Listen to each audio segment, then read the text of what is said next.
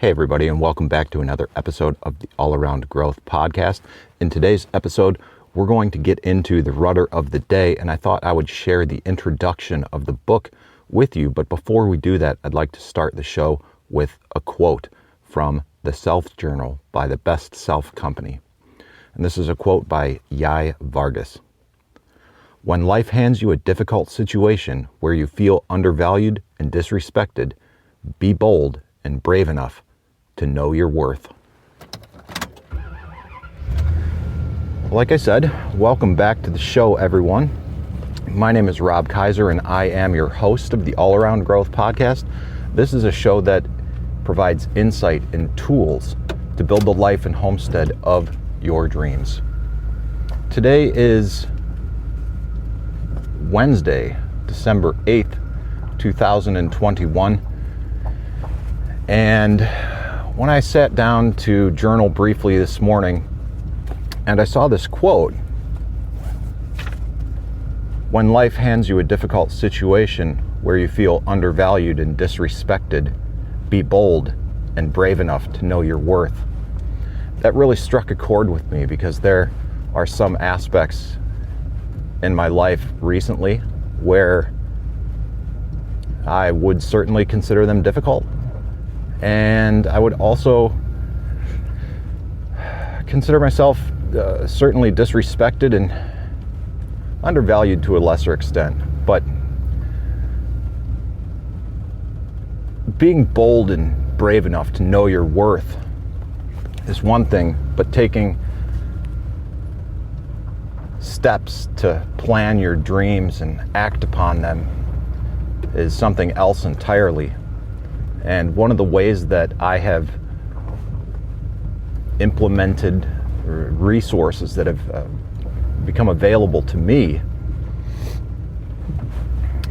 or one of the ways that I've been able to, let me rephrase that again.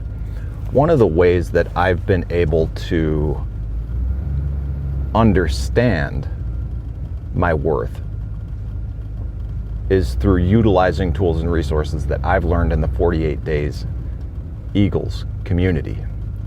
And most recently, this is not something that is Eagles only, so to speak, but it's something that I've talked about a lot recently and I've shared a lot recently. As a matter of fact, I did 8 episodes dedicated to this, which was setting goals for the upcoming 2022 year.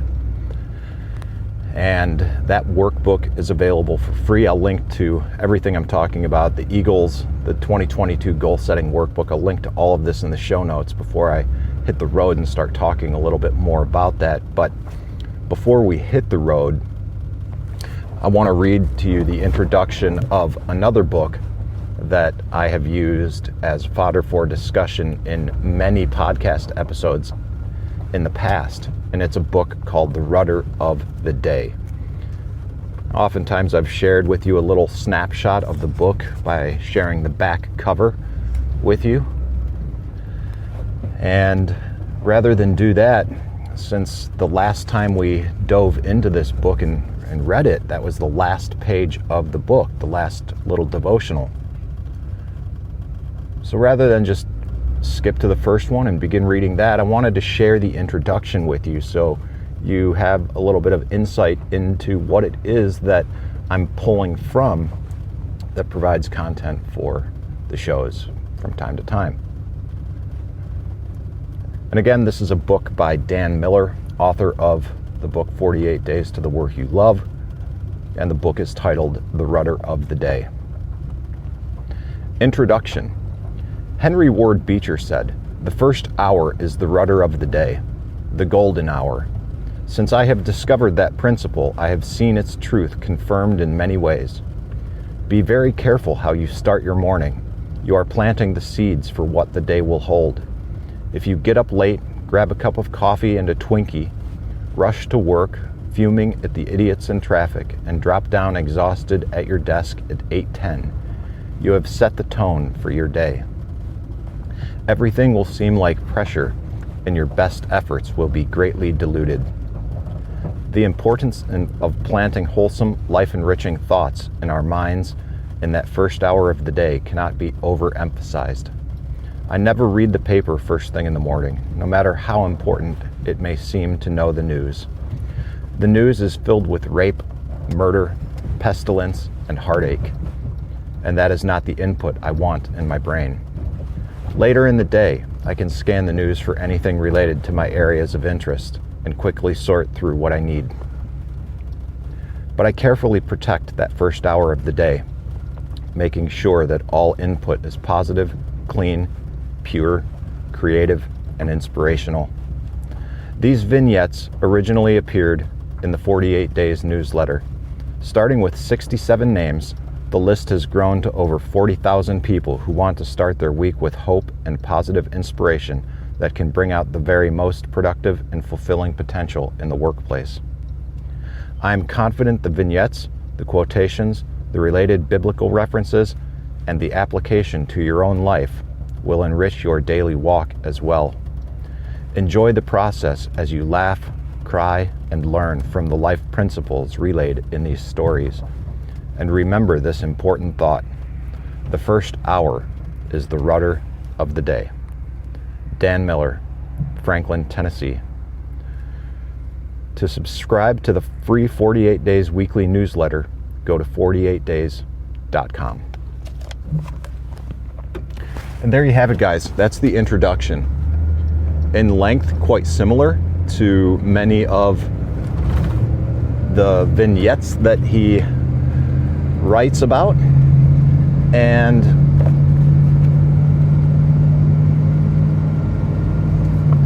this is one of 3 books that I have incorporated into my own golden hour. The other one being 365 Tao, which I talked about yesterday in episode number 241. I believe this is episode number 242. If not, I'm quite certain someone will call me out on it. But the other one is a book called Strength for Today by David Jeremiah, a Christian devotional that was gifted to me by our associate pastor at the church that I attend and I'm a member of. So between those 3 devotionals and incorporating that into my own routines in the morning, my own rituals, if you will, that has been a way that I've gone about creating my own golden hour. And I took the quote from the Best Self Journal. And again, that quote, let's revisit that real quick, is: when life hands you a difficult situation where you feel undervalued and disrespected, be bold and brave enough to know your worth. These thought-provoking quotes and all of this content, just like this, in the Best Self Journal, which I will link to in the show notes, along with a code that'll save you 15% off your first order if you feel so inclined. It would help me out. And if you're not already utilizing a journal of some kind, I would highly recommend this journal, and I suspect that it will help you out as well. Why? Because in this particular journal, unlike some of their other journals, and unlike other journals as well, there's room and prompts every day that give us the opportunity to reflect on what we're grateful for, what our goal is for the day, targets, place to create a schedule, and a blank page for notes or whatever we need. The journal is also cool because it's got a envelope in the back cover for receipts or whatever you want to use. Weekly planners, space for weekly planning and weekly reflection. It's just one of the best and most comprehensive journals that I have come across, and I did a lot of research and got my nerd on fully when I decided on a journal. And I've been using this one in particular, the self journal, for almost 3 years, I suppose. At least 2.5 years, something like that. I remember reading about this when it was still in its Kickstarter stages, I believe. Anyways, I digress. Oh, where I was going with that, though, is with the self-journal, you not only receive a journal, but you receive a little workbook, a goal-setting workbook on how you can optimize your use with this and integrate it with your life. There's another small card where you can write out your AM and PM rituals with 7 or 8 spaces and the estimated time frames it will take. It's a very easy way to provide some structure in your life if you are looking to improve upon that or add to it, or at least get some more definition. And in addition to the journal itself, the card where you can list out your AM and PM routines or rituals, there is also a small folding dry erase calendar for the quarter as well, which provides an even easier snapshot to look at everything that you've got going on during that quarter. And I think that with the utilization of the 2022 goal setting workbook, looking at my life and where I want it to be in 3 years,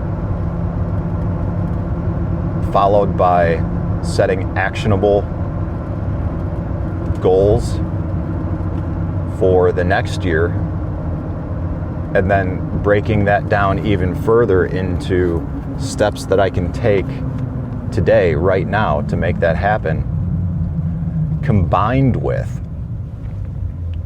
this journal, is going to be a great way to make more progress than maybe I ever have on moving in the direction of living the life of my dreams and building the homestead of my dreams. This is very important for me to understand, because where I'm at right now with this show, where I'm at right now with my life, it's almost like I'm in the infancy of another life, as I feel like I am actively writing not just the next chapter, but an entirely new book, as I bring the old book to its conclusion.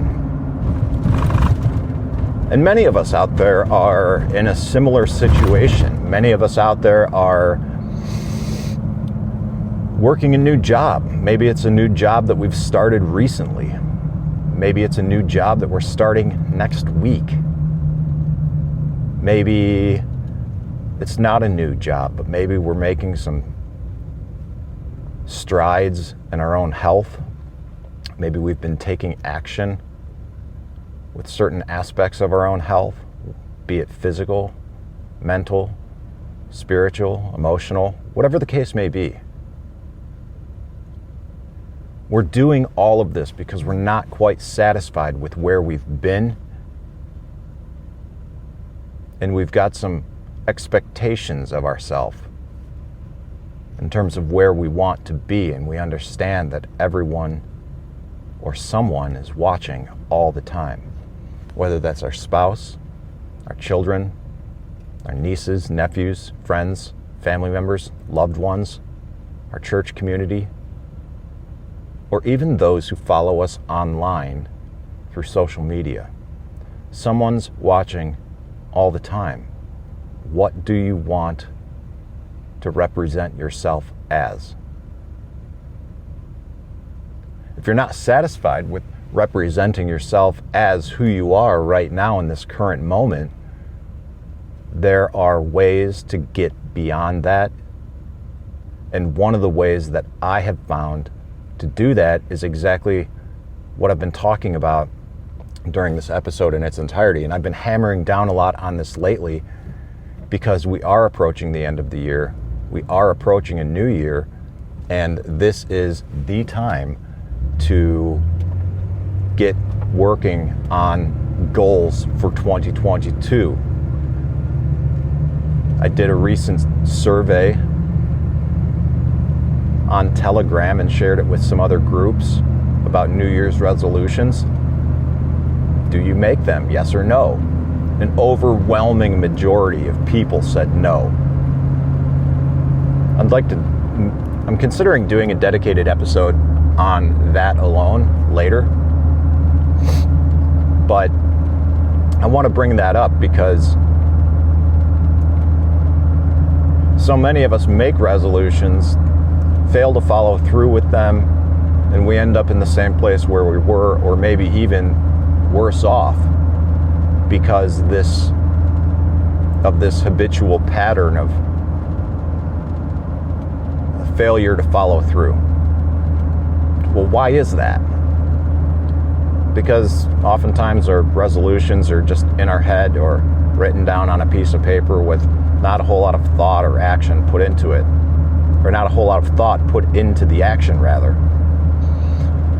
This 2022 goal setting workbook gives you the opportunity to put a significant amount of time in different ways as well. You can print it off, write on it, write on the hard copy. It's an editable PDF, so you can work on it on your computer if that works for you as well. I suggest doing both. There's also the journal here that you can take your 2022 goals after working through a 15-page worksheet, putting in hours. It takes time, it takes work. If you're not satisfied with where you want to be, well, what the hell are you going to do about it? You know, so many people are talking, but nobody's really saying anything. And all that talk to me just sounds like excuses, complaints, whining, and quite frankly, things that I don't want to associate myself with. And so a lot of times what happens is I get accused of, but no one really says this, right? It's just a bunch of chatter behind backs. I get accused of being angry. I get accused of being curt. I get accused of being short.